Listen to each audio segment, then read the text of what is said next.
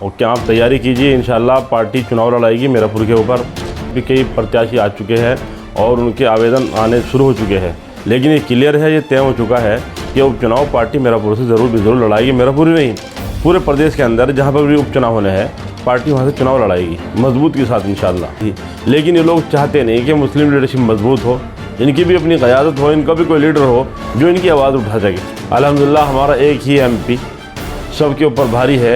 एक एमपी है वो सब पे भारी है, तो फिर आपको ज़रूरत क्या पड़ी है कि वो आपको साथ ले, आप क्यों उस झुंड में शामिल होना चाहते हैं जो आपके लिए आवाज़ नहीं उठाता? उन्हें संगठन को मजबूत करें और आगे बढ़े, तो उसी विषय को लेकर पार्टी आगे चल रही है। मीरापुर विधानसभा से विधायक चंदन चौहान सांसद बने हैं और अब उन्होंने अपने विधायक पद से इस्तीफ़ा दे दिया है। इसी को लेकर अब जिस तरह के बयानात शुरू हो रहे हैं, जिस तरह की तैयारियां लोग उपचुनाव को लेकर कर रहे हैं, हर पार्टी का अपना अपना चेहरा लाइन में लगा हुआ है। टिकट पाने के लिए कई नाम उनके सामने आ रहे हैं। इसी बीच गहमा गहमी या यूँ कहें कि सरगर्मियाँ तेज़ जब हो जाती है जब ऑल इंडिया मजलिस इत्तेहादुल मुस्लिमीन उपचुनाव में अपना प्रत्याशी उतारने की बात करती है। इस वक्त आप लगातार मीडिया पे देख रहे हैं कि बीजेपी हो, समाजवादी पार्टी या कांग्रेस का गठबंधन हो या फिर और भी कई पार्टियां हो, वो अपना उपचुनाव में प्रत्याशी उतारने का मन बना चुकी है और कई आवेदक उनके पास पहुंच चुके हैं। सुर्खियों में एमआईएम आ गई है क्योंकि उसने उपचुनाव को लेकर जो ऐलान किया है। एमआईएम ज़िला अध्यक्ष हमारे साथ मौजूद हैं, इनसे जानने की कोशिश करेंगे कि आखिर क्या वाकई उपचुनाव मीरापुर में जो होना है एमआईएम उस पर अपना प्रत्याशी उतारेगी। इन तमाम चीज़ों को लेकर बातचीत करेंगे। अध्यक्ष जी, मीरापुर विधानसभा में उपचुनाव होना है जी। अभी हम सोशल मीडिया पर या कई जगह हम देख रहे हैं कि एमआईएम ने चुनाव लड़ने का ऐलान किया है, इस तरह की बातें की जा रही है। उपचुनाव में आप प्रत्याशी उतार रहे हैं, ये कितना सही है? बिल्कुल ये क्लियर है, पार्टी ने अपना ऐलान कर दिया है। अभी हमारे प्रदेश अध्यक्ष जी ने संगठन मजबूत करने के लिए हमें कह दिया है और क्या आप तैयारी कीजिए, इंशाल्लाह पार्टी चुनाव लड़ाएगी मीरापुर के ऊपर। और रहा प्रत्याशियों का मसला, हमारे पास भी कई प्रत्याशी आ चुके हैं और उनके आवेदन आने शुरू हो चुके हैं।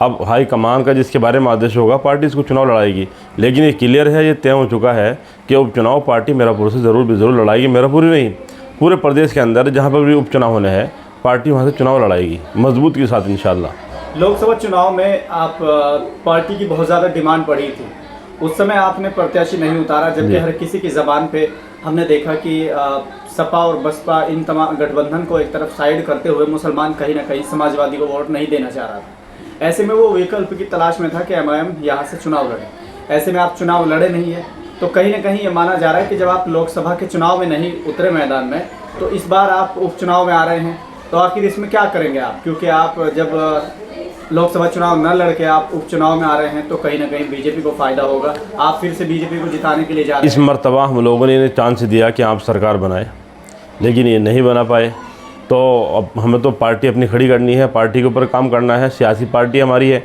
और हर पार्टी को ये संवैधानिक राइट है कि पार्टी चुनाव लड़े, जहाँ चाहे जिस जगह से चाहे कोई पार्टी चुनाव लड़ सकती है। तो इस मर्तबा हमारी जो पार्टी है वो इंशाल्लाह उपचुनाव सभी सीटों के ऊपर लड़ेगी और सारे चुनाव लड़ाया जाएगा, जिला पंचायत का हो, उसके बाद 27 विधानसभा का हो। अल्हम्दुलिल्लाह हम लोग दिन ब दिन फील्ड में हैं और मीरापुर का दौरा चल रहा है और बहुत जल्द प्रदेश अध्यक्ष जी का दौरा होने वाला है मीरापुर सीट के ऊपर।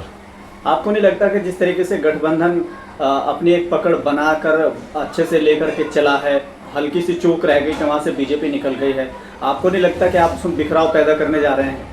आज मैं आपको बताऊं, अगर इन लोगों ने बैरिस्टर असदुद्दीन ओवैसी साहब को, चंद्रशेखर साहब को, डॉक्टर अयूब साहब को, इन सभी लोगों को साथ लिया होता तो आज इन्हें किसी के पास जाकर सीटें मांगने की ज़रूरत नहीं थी, न किसी खुशामद करने की ज़रूरत थी। लेकिन ये लोग चाहते नहीं कि मुस्लिम लीडरशिप मजबूत हो, इनकी भी अपनी क़यादत हो, इनका भी कोई लीडर हो जो इनकी आवाज़ उठा सके। चलिए, अगर एमआईएम को ये अपने साथ में ले तो किस बेस पे ले?